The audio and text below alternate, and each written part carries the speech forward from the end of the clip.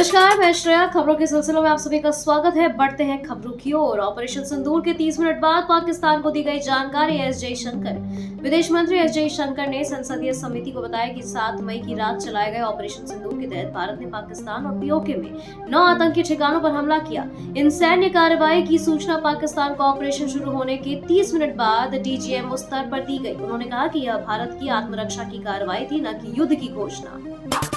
Supreme court में होंगे 3 नए जज, कोलेजियम ने भेजी सिफारिश। सुप्रीम कोर्ट कोलेजियम ने सर्वोच्च न्यायालय के लिए 3 न्यायाधीशों की सिफारिश की है। इसमें कर्नाटक हाई कोर्ट के मुख्य न्यायाधीश N V Anjaria, Guwahati high court के सीजे विजय बिश्नोई और बॉम्बे हाई कोर्ट के जस्टिस एएस चंद्रचूड़ शामिल हैं। यह सिफारिश हाल ही में रिटायर हुए 4 जजों की जगह भरने के लिए की गई, जिससे न्यायालय में लंबित मामलों की सुनवाई तेज होने की उम्मीद है। अलीगढ़ हिंसा पर भड़के चंद्रशेखर आजाद, बोले यूपी में गुंडों को खुली छूट। आजाद समाज पार्टी के प्रमुख व सांसद चंद्रशेखर आजाद ने अलीगढ़ में मांस व्यापारी पर भीड़ के हमले की कड़ी आलोचना की। उन्होंने कहा कि यह घटना साबित करती है कि उत्तर प्रदेश में अराजक तत्वों को खुलेआम उत्पात मचाने की छूट मिल गई है। उन्होंने घायलों से अस्पताल में जाकर मुलाकात की और योगी सरकार पर कानून व्यवस्था को लेकर सवाल उठाए।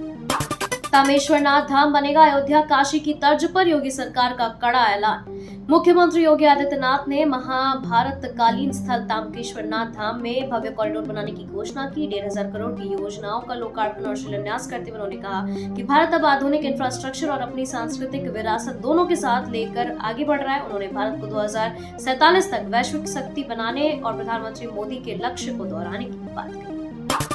बिहार चुनाव पर आपका रुख साफ नहीं, आतिशी ने दिया कूटनीतिक जवाब। बिहार विधानसभा चुनाव को लेकर आम आदमी पार्टी के सवाल पूछे गए, जिस पर दिल्ली की मंत्री आतिशी ने सीधा जवाब देने से बचते हुए कहा कि पार्टी इस विषय पर विचार कर रही है। उन्होंने साफ किया कि आप किसी भी राज्य में चुनाव लड़ने से पहले स्थानीय जरूरतों और संगठन की मजबूती का आकलन करती है। अभी कोई अंतिम फैसला नहीं लिया गया है। जांच में देरी पर दिल्ली पुलिस को फटकार। कपिल मिश्रा केस पर अदालत सख्त। 2020 विधानसभा चुनाव के दौरान कपिल मिश्रा द्वारा सांप्रदायिक बयान देने के मामले में जांच में देरी को लेकर अदालत ने दिल्ली पुलिस को फटकार लगाई है। कोर्ट ने कहा कि 1 साल से मामला लंबित है और पुलिस को जांच में तेजी लानी चाहिए। साथ ही अन्य मंत्रालयों की मदद लेने और पुलिस कमिश्नर को स्थिति की समीक्षा करने का आदेश दिया। यौन शोषण केस में बृजभूषण शरण सिंह बरी, कोर्ट ने क्लोजर रिपोर्ट स्वीकार की। पटियाला हाउस कोर्ट ने WFI के पूर्व प्रमुख बृजभूषण शरण सिंह को नाबालिग पहलवान से यौन शोषण मामले में बरी कर दिया है। अदालत ने दिल्ली पुलिस की क्लोजर रिपोर्ट को स्वीकार कर लिया, जिसमें पीड़िता ने भी कोई आपत्ति नहीं जताई थी। सिंह लगातार आरोपों को झूठा बताते रहे हैं। मुंबई में बारिश ने तोड़ा 107 साल का रिकॉर्ड। 10 एनडीआरएफ टीमें तैनात करने की मांग। मुंबई में मूसलाधार बारिश से हालात बिगड़े, 107 साल का रिकॉर्ड टूटा। राज्य आपदा नियंत्रण विभाग ने एनडीआरएफ से 10 टीमें भेजने की मांग की। मुख्यमंत्री और उप मुख्यमंत्री ने जान माल की रक्षा के लिए अलर्ट जारी किया और नुकसान के आकलन का आदेश दिया।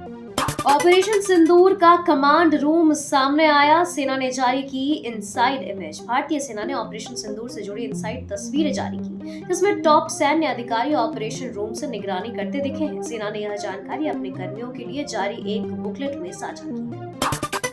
बेंगलुरु इस्कॉन मंदिर पर इस्कॉन सोसाइटी बेंगलुरु का हक। सुप्रीम कोर्ट का फैसला। सुप्रीम कोर्ट ने स्पष्ट किया कि बेंगलुरु का हरे कृष्ण मंदिर इस्कॉन बेंगलुरु का है, न कि मुंबई इकाई का। कोर्ट ने कर्नाटक हाई कोर्ट का फैसला पलटते हुए संपत्ति विवाद को सुलझा दिया। मंदिर अब कर्नाटक समाज अधिनियम के तहत पंजीकृत इस्कॉन बेंगलुरु के नियंत्रण में रहेगा। खबरों के सिलसिले में फिलहाल इतना ही। बने रहे डिजिटल इंडिया न्यूज के साथ। नमस्कार।